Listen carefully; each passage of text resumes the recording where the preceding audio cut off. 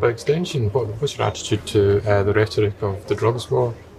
Well, the drug war is Do you see is that a purely fraud. a question of the relationship between the United States and South America, or more the United States and its internal development vis-a-vis the various racial groups? Well, you take a look. The drug war was essentially a fraud. I mean, there's a drug problem. It's not a trivial problem. It's a serious problem. But the drug war has virtually nothing to do with it. The drug war was very carefully designed to avoid the problem and to attack the usual victims, the poor. And the drug war is aimed at the poor at home and the poor abroad. So you take a look at the actual measures in the drug war, and it's against Peruvian peasants who are producing coca for a very good reason. The United States rammed an agro-export model down their throats because you want them to buy cheap and subsidized American food. The United States talks free enterprise, is very protectionist, and things like food for peace and all this kind of stuff. These are subsidies, public subsidies to the agro-export business in the United States. So you want to ram cheap food down the throats of the third world people so they can't produce subsistence crops. And then you want them to produce specialty crops for the benefit of the agricultural importers and the agro-export business again. Well, peasants have brains if they can't produce subsistence crops because they're being undercut by subsidized American produce, and they're told to produce asparagus and broccoli for the yuppie markets. They can do the arithmetic and figure out they make more money producing coca. It's easier, they're much more profitable if they're going to do that. And since the way to stop them is to defoliate their fields and send the army out after them and so on. That's half the drug war. The other half of the drug war is aimed against the ghettos. So I think about 3/4 of the money in the so-called drug war is for jails and law enforcement. And the thing that gets people hysterical is crack peddlers. In fact, even the symbolism of it is sometimes just comical. For example, when Bush... The White House. You saw that thing? I know they reported that here, but there was, that story about the crack peddler. Well, they had to... When Bush made this big, emotional speech about how awful, initially setting off the drug war, the White House PR guys figured that a good way to start it would be for him to say over national television that it's so bad that they're even selling crack right across the street from the White House in Lafayette Park. That's how bad it is. So about 24 hours before the speech, the orders went down to the Justice Department to find some crack seller selling crack across from the White House and buy it, so then the president could hold a white bag in his hand when he's making this dramatic announcement. Well, it was a problem. Nobody sells crack across from the White House.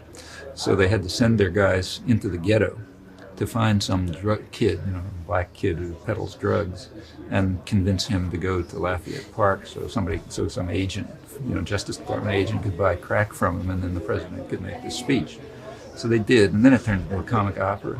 They found some drug seller in the black ghetto, and they told him they wanted to go to the White House the next day. So the first thing he did is ask him, "What's the White House?" Where that was.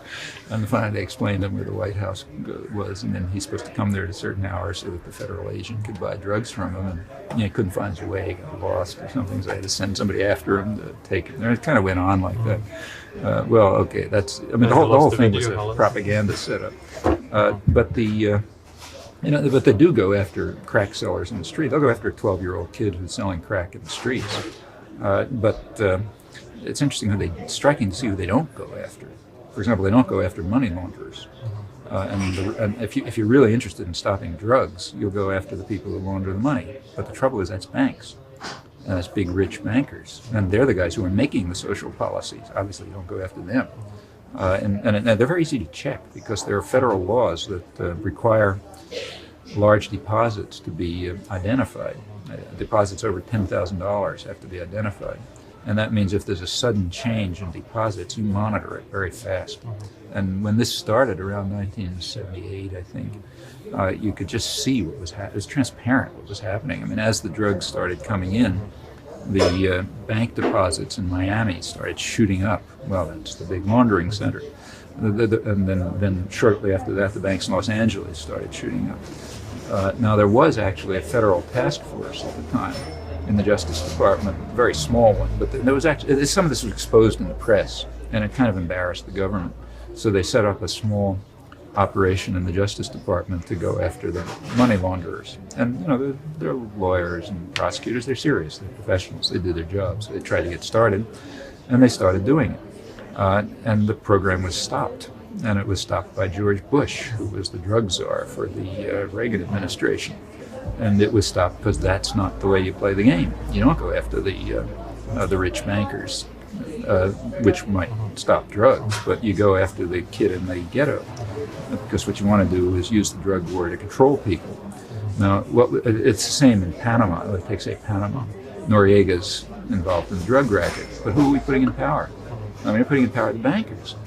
Back in 1983 already, a congressional committee, Senate investigating committee, identified the Panamanian banks as the main center for money laundering for the drug trade. Okay, that's who we're putting back in power, because nobody cares about the drug war. And in fact, the main purpose of the drug war, I think, was to find an alternative to the Russians. Yes. I mean, for all these years you had the Russians around, so if you wanted to invade Grenada or something, you'd say, okay, the Russians are attacking us. But, that's just, even the imagination of the State Department doesn't reach that far. You got to have some threat. And the drug, meddling cartel is terrific.